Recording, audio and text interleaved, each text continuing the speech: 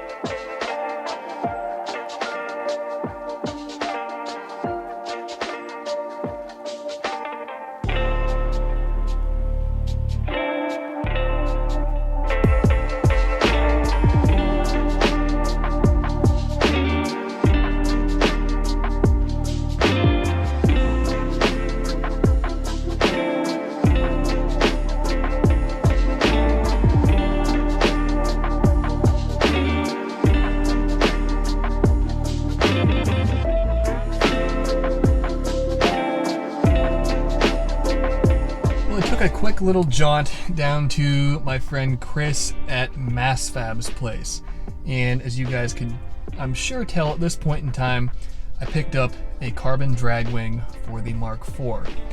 So I didn't have a whole lot of time to film a whole lot at Chris's shop or anything else for that matter. It was kind of a quick little one-day trip down and back, but we'll go into more detail about the drag wing and installing it and everything else later on in this video. But for right now, anytime that I come down to Cincinnati or Southern Ohio, it is always Skyline time. So this is kind of an Ohio delicacy, even though I'm in Kentucky right now. But Skyline Chili is an establishment in, or it's a Cincinnati establishment, I should say, and very popular restaurant down here. And road trips I typically eat like a dumpster, and this is well worth it. So my secret to Skyline, if you guys ever have the opportunity to eat it, is get chili cheese conies all the way, which means with mustard and onions, and I get extreme cheese, which is kind of their habanero cheese, and then you can't forget the hot sauce. So each one of these I'll put one packet of hot sauce on. Very good, or I think it's very good at least. So I'm going to chow down on these, get back on the road, and then we'll get to installing the wing in the next segment of this video. So that was a fun little field trip just a little bit south down over the border in Kentucky, and it's always good to see Chris. That was the first time I got to see his shop, and just a beautiful shop, beautiful facility he has. His race car is obviously very nice as well. Big single turbo LS, I think it's an E46 BMW. Very cool, and that car is very fast. So I've known Chris for a long time, and I am very happy to have one of his parts on my car, to be representing the MazFab brand. So I guess without me droning on, let's go ahead and get into this install.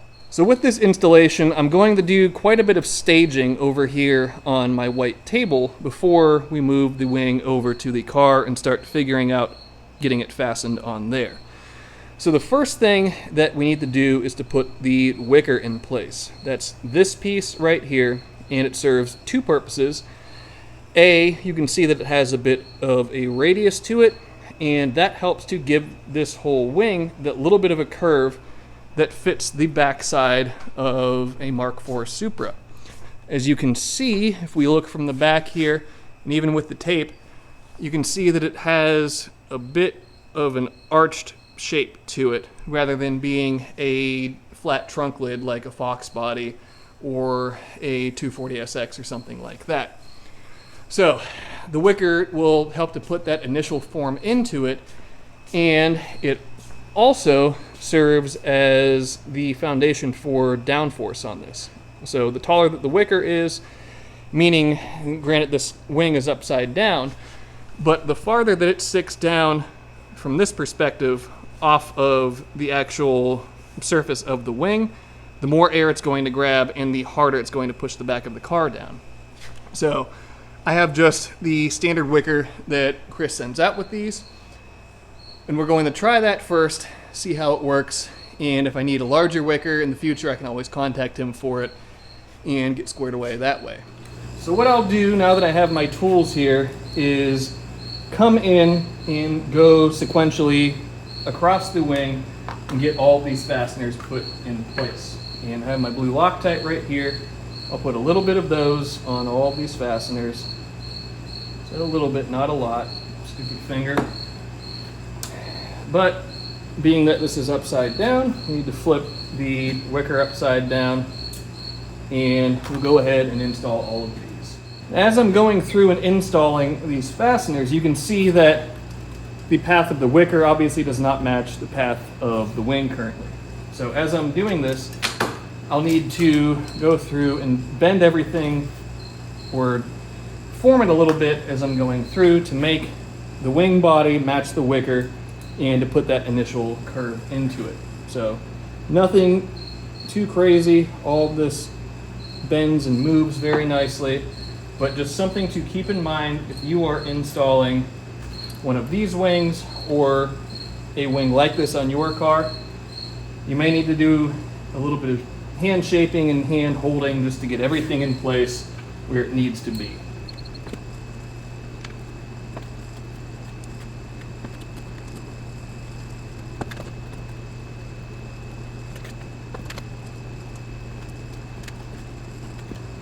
And as I'm going through and tightening all of these down, there's no need to put a ton of force into these. They're just, I think, 1032 screws, or 1032 fasteners, so you don't need to go full Bruce Banner on any of them. Just get them snug down, and hopefully the Loctite will make up, or will do its job and hold everything in place. So with these side winglets, they are directional. They do have a side that they go on, and it's pretty self-explanatory. So as you're fitting these up, the holes will only line up in one direction, and that is this direction right here. The radius portion goes on, this radius portion goes on the back side, and this pointed portion goes towards the front. If you try to put it the other way, it won't fit, so it makes it pretty easy that way to not mess it up. Another note to make is pull back the plastic sheeting on this, just a protective film to keep this from getting scratched up. If you leave this in place when we get to the next step, then you're going to have plastic trapped underneath of a bracket, and that would be unsightly and not good. So we're using these little black screws right here. You know, they're tiny and a little bit difficult to see probably, but we have 4 of these and 4 nylock nuts that all go in here. And what I'll do is get one started, get one in place, and then I can start working my way to the rest of them.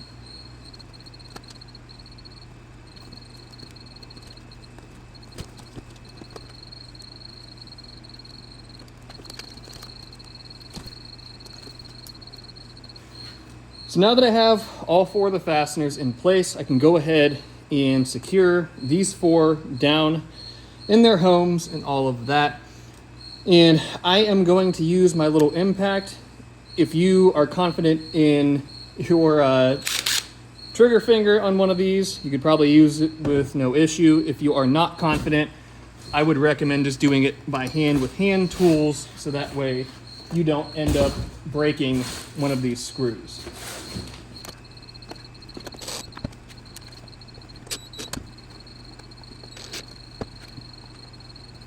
The part that we're putting on next is this guy right here. And you can see it has 2 small rod ends, a threaded shaft, a jam nut, and a couple of brackets. And what the purpose of this piece is, it goes in between the side winglet and the main wing body. And as you adjust this piece in or out, so on and so forth, you are adjusting the angle of the side winglet. So again, Chris makes it really easy. There are 4 holes on the wing body, 4 holes on the winglet. We'll use 8 more of these little black screws and nylock assemblies and fasten everything down. So with this little adjustment bracket assembly deal right here, this side is pretty well squared away. So I need to do the same thing over on this side now to get it all put together and ready to actually start mocking this up on the car. Now we can really start to see what this wing looks like, and it is absolutely sick. I could not be happier with it. But now the difficult part will be the next step, and that is actually getting this thing mounted onto the car. So in order to do this, I have to find which one of these holes is the center hole, and I need to come over to the back of the car, and somewhere along this arch I need to mark out center on here. This center, or match this center to the center on the wing, get it positioned on this little duckbill portion right here where exactly I want it to be. Then I can drill the first hole, get that tacked in place, and start working the rest of them from there.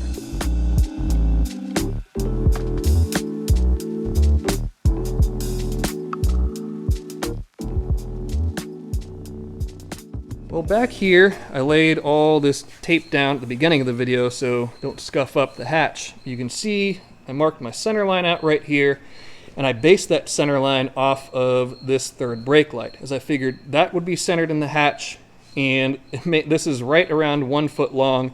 Made it really easy to figure out where that center line is. So now I need to figure out on the duckbill where the wing is going to sit at.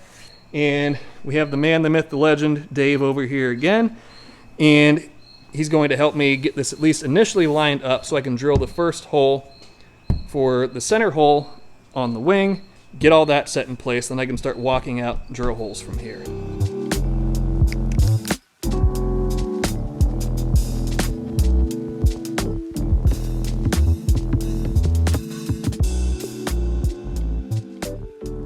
I figured out a ghetto way that I can do this, and not something that I am recommending that you do, as there are certainly better options than this, but for what I'm working with right now, it's going to have to do. So I took a long 1/8 inch rivet and did not terminate it, but I put it down into this hole, and I'm using that as a cleco to hold this in place. So what I'll do is get the wing positioned exactly how I want it along this duckbill so it isn't twisted one way or another, and then I can start drilling the rest of the holes going along here and get all of my holes done, and then that portion will be squared away and I can worry about fastening it to the hatch at that point in time.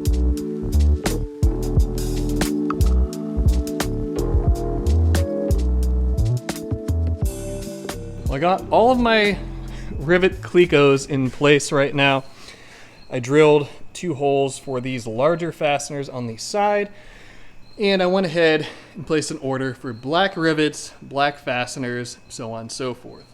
So for right this moment, I'm kind of at a stopping point, but we can get a good idea of what this is going to look like with all of these parts on here and everything at play.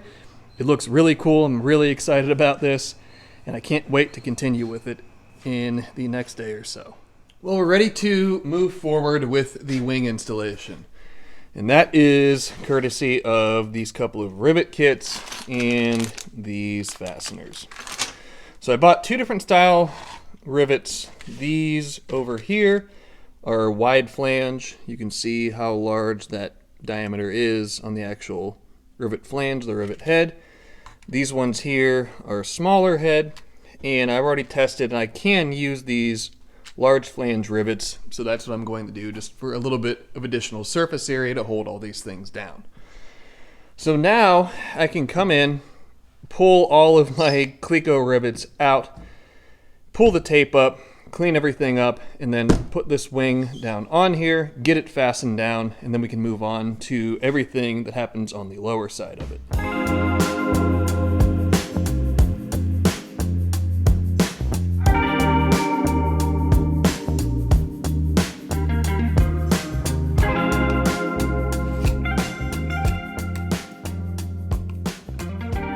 And the wing is now fastened on the car. So I went through, and there is a series of rivets going along the top side, as well as two M6 fasteners that this wing is designed to use one of the factory spoiler holes. I did not have one of those on my Sibin hatch, so I made my own.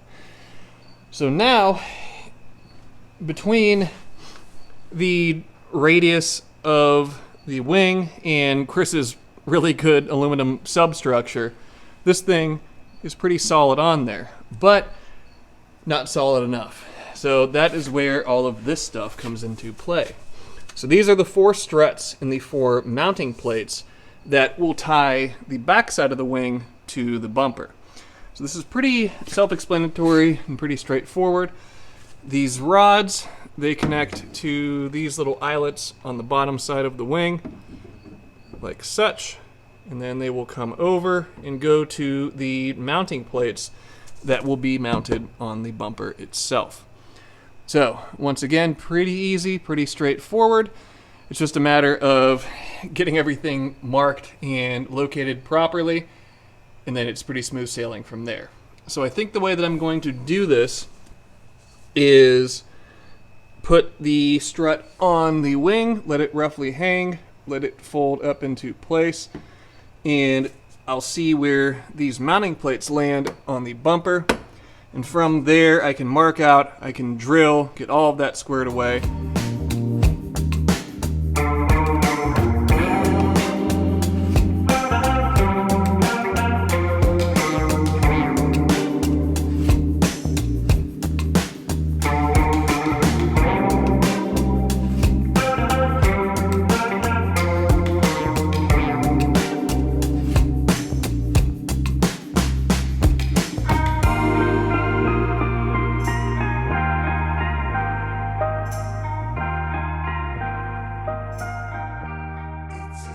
All of the struts for this drag wing are fastened down. Everything's feeling really solid right now. And the only thing left to do is to drill the struts for the retention pins. So I have these 4 pins right here. And these are what hold the length of the struts constant. So I need to drill the internal sleeve of these to house these pins. And in thinking about it a little bit, I think the easiest way to do this is actually on the car. And what I am also going to do, it may be a little bit difficult to see, but there are 13 holes on each of these struts. So I'm going to count up, or I'm going to drill on the 7th hole, so that way there will be 6 on either side of it. So that way I can adjust this up or down however I need to.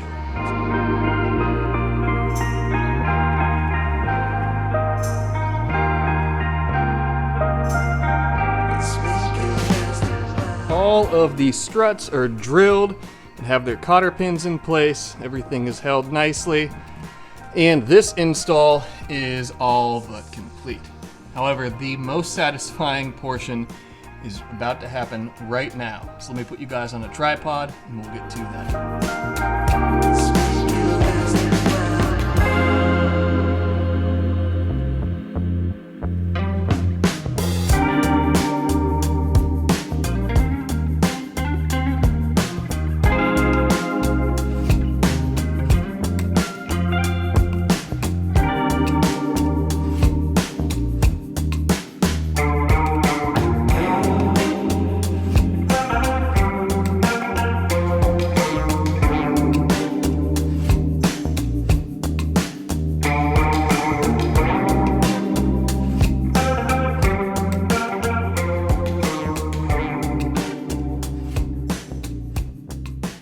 And just like that, my MASFAB carbon drag wing is all installed, everything is done, and I could not be happier with this. So it looks absolutely killer, and the biggest thing with all this is this installation was extraordinarily easy. I didn't need any special tools, any special skills, anything like that. It's it's very intuitive the way that it goes on, the way that it goes together. And this will help immensely with having the car hooked down track and keeping it stable at high speeds. So a massive thank you and a massive amount of props go out to my buddy Chris over at MASFAB. I get really excited when my friends are doing good things and building good parts, and this is certainly no exception to that rule. Chris did a phenomenal job with the design and the fit and the finish and the form and everything with this drag wing. And I'm almost at a loss for words with how well and how easily this thing went on this car. So he offers a variety of drag wings and other products for different applications. And I will link him in the pinned comment below if you need a drag wing for your Mark IV Supra. He does some for Corvettes, for I believe 240SXs, and maybe some other applications as well. But if you are in need of a drag wing for your car, and your car is one of the applications that he supports, please reach out to him. You will thank yourself and you will thank him as you go to install this, as he makes it a very easy and seamless process. But I could sit here and stare at this and talk about it all day, but just bear in mind, this was one of the best installations and most satisfying installations I've done in a long time. So, with all that being said, I think that we're about at the end of this episode. So, hopefully you guys enjoyed coming along on this ride, coming along and doing something with me that I don't typically do. I'm not a body guy, I'm not a chassis shop or anything like that, so doing this was a little bit outside of my wheelhouse, but something that Chris made it very easy for even somebody like me who's very green to putting parts like this on cars. I was able to do it and achieve a pretty good end result, and one that I'm pretty happy with. So with that being said, let's go ahead and wrap this one up. So thank you guys as always for coming along on these journeys with me, between customer cars, between this thing, between that thing, and all the stuff that is yet to come here. I'm having a blast with this. I hope that you guys are enjoying the journey with me, and look forward to taking you along on more journeys with me in the future. But that's all stuff to look forward to in the future, because right now we are going to end this video. So before I drone on any longer, let's do just that. So as always, be sure to subscribe, leave a like, leave a comment, check the website out for manifolds, for merch, for all things good that way, and I will see you guys in the next episode.